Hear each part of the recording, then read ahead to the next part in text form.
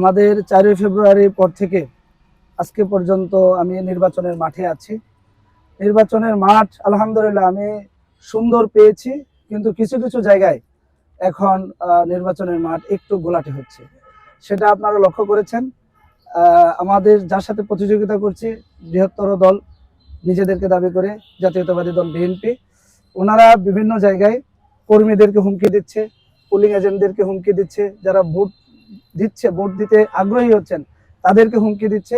এবার আমাদের এই নির্বাচনে দুটি ভোট রয়েছে, একটি গণভোট এবং হচ্ছে একটি জাতীয় প্রতীকের ভোট। গণভোট এবং জাতীয় প্রতীকের ভোট দুইটাই কিন্তু আমাদের দেশের জন্য আগামীর একটা সম্ভাবনার ধার উন্মোচন করবে। কিন্তু আমরা দেখতে পাচ্ছি বড় একটি দল তারা তাদের নিজেদের জায়গা থেকে বিভিন্ন জায়গায় কর্মীদেরকে ফোর্স করছেন এবং প্রত্যেকটা ভোটারকে তারা বিভ্রান্ত করার জন্য চেষ্টা করছে।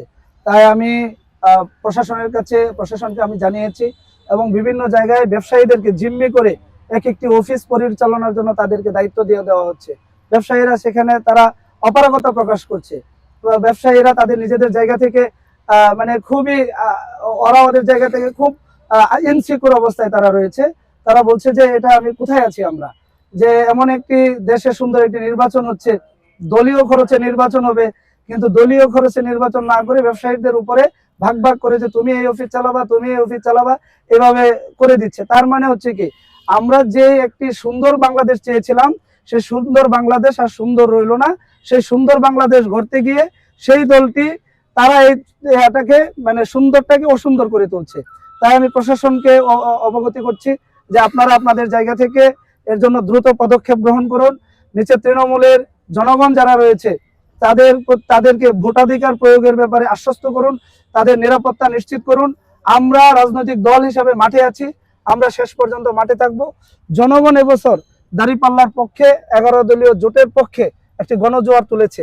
সেই গণজোয়ারটাকে আমরা গণবিপ্লবে রূপ নিতে চাই, রূপান্তর করতে চাই। আমরা সেজন্য প্রত্যেকটি জনগণকে স্বাধীন করে দিয়েছি। প্রত্যেকটি জনগণ তার পছন্দ মতে প্রার্থীকে ভোট দিবে। কিন্তু আমরা এখানে যেটা দেখছি, পছন্দের চেয়ে পেশি শক্তির ব্যবহার, আমরা পেশি শক্তির দিকে এখন এগোচ্ছে। পছন্দের প্রার্থীর চাইতে প্রভাবের রাজনীতি এখানে বেশি আমরা লক্ষ্য করছি।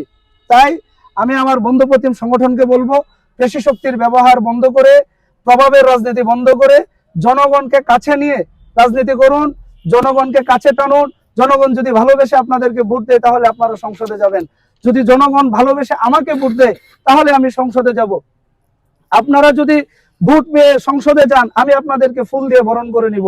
কিন্তু জনগণ যদি আমাকে ভোট দিয়ে সংসদে পাঠায়, আপনিও আমাকে ফুল নিয়ে আসবেন বরণ করে নেওয়ার জন্য, সেই প্রত্যাশা আমি রাখছি। তাই আমরা এই রাজনৈতিক সৌন্দর্য আমরা চাই শেষ পর্যন্ত থাকবে। আমরা চাই অন্য দলের যে সকল ভোট কর্মীরা যারা কাজ করছে, ময়দানে ফোর্স করছে, বাড়ি বাড়ি গিয়ে ফোর্স করছে, তাদেরকে আমি উদারতা আহ্বান জানাচ্ছি, আপনারা সেখান থেকে ফিরে আসুন, জনগণকে স্বাধীনভাবে তাদের মত প্রকাশের সুযোগ করে দিন। প্রশাসনকে আমরা অবগত করছি, 2 উপজেলায় প্রিসাইডিং এর দায়িত্বে যারা পালন করবে, একটি বড় দলের পক্ষ থেকে সেখানে আবার নতুন করে পছন্দ মতো প্রিসাইডিং এর তালিকা বাদ দেওয়া এবং প্রিসাইডিং এর তালিকা নতুন করে যুক্ত করার আবেদন করা হয়েছে। সেটা আমাদের জন্য খুবই ন্যাক্কারজনক। আর আমরা সেটার জন্য খুবই লজ্জিত যে গভর্নমেন্ট 3টি এজেন্সি যে সেটাকে যাচাই বাছাই করে প্রিসাইডিং নির্ধারণ করেছে, কিন্তু সেই দলের পছন্দ না হওয়ার কারণে তারা আবার সেটা পরিবর্তনের জন্য চেষ্টা করছে। আবার আমরা কিছু কিছু জায়গায় দেখছি সরকারি কর্মকর্তাদেরকে নিয়ে গত কয়েকদিন আগে শেরপুরে কৃষি ডিপ্লোমার মানে সকল কৃষি অফিসার যারা রয়েছে তাদেরকে নিয়ে সেখানে একটি বড় দলের একজন কেন্দ্রীয় নেতা এসে তাদেরকে নিয়ে একটি মিটিং করেছে। আমরা সেটার তীব্র নিন্দা এবং প্রতিবাদ জানাই। আমরা চাই সুষ্ঠু একটি নির্বাচন হোক, সুন্দর একটি নির্বাচন হোক, গণতন্ত্রের ধারা ফিরে আসুক, গণতন্ত্রের মানুষের মত প্রকাশের স্বাধীনতা উন্মুক্ত হোক, সেটা আমরা চাই। আমরা এসেছি কল্যাণকর কাজ করতে, আমরা এসেছি মানুষের সেবা করতে, নেতা হওয়ার জন্য এখানে আসি নাই, সেবক হতে এসেছি। তাই জনগণ যাকে পছন্দ করবে সেই সংসদে যাবে, জনগণ যাকে পছন্দ করবে সেই এইখানে এই জনপদের খেদমত করবে। তাই উন্নয়ন নতুন করে আমরা নতুন ভাবে আমাদের নকনা লালিতাবাড়ি এটাকে আমরা সাজাতে চাই। সেজন্য আমি মিডিয়ার বন্ধুদেরকে আমাদের সাথে চাই, সত্যটা আপনারা তুলে ধরবেন, সত্য কথা আপনারা প্রচার করবেন। নির্বাচনে আচরণবিধি বিভিন্ন জায়গায় লঙ্ঘন হচ্ছে, সেগুলি আপনারা খুব সিনসিয়ারলি খেয়াল রাখবেন, সেটার প্রত্যাশা আমি রাখছি।